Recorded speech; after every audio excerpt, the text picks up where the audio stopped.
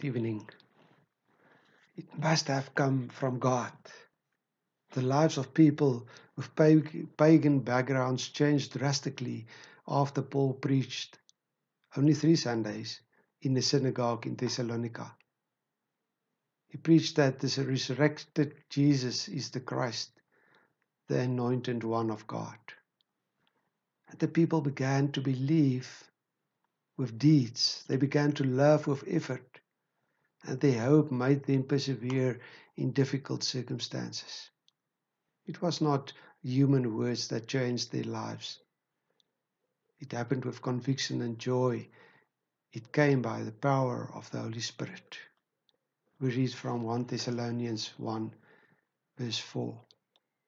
For we know, brothers, loved by God, that He has chosen you, because our gospel came to you not simply with words, but also with power, with the Holy Spirit, and with deep conviction.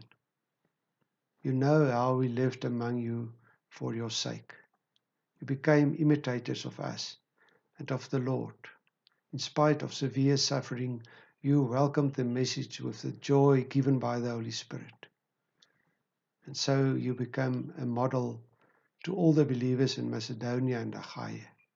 The Lord's message rang out from you, not only in Macedonia and Achaia, but your faith in God has become known to everyone.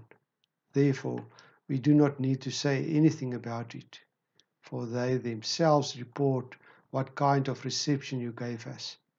They tell you how you turned to God from idols to serve the living and the true God.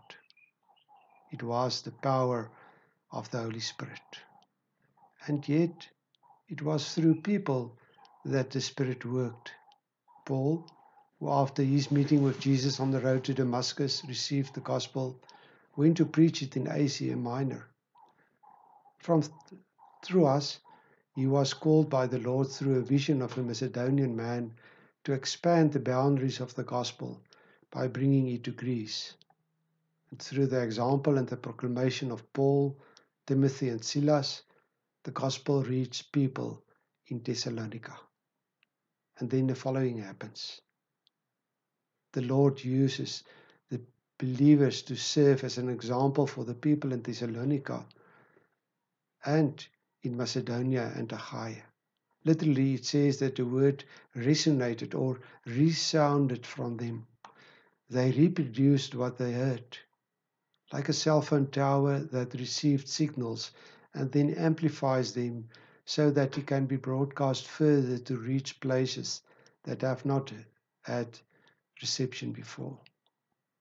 And this is how the Lord works. Then and now, the gospel that came to them did not stop with them. The Lord Himself, through them, broadcast it further. And so the gospel continues from one believer to a congregation, and from them to a society that begins to tell of what has happened in widening circles, like sound that is carried further and further by a sound amplifier.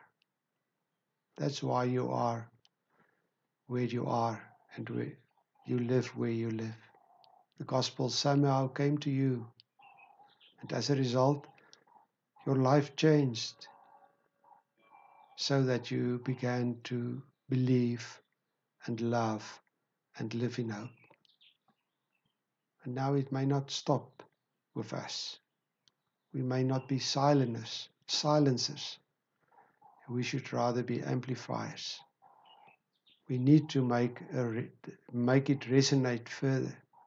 Then others will hear it and make it resound again, farther and farther to the ends of the earth.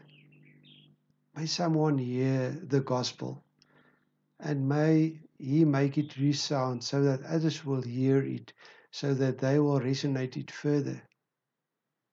May I be that someone.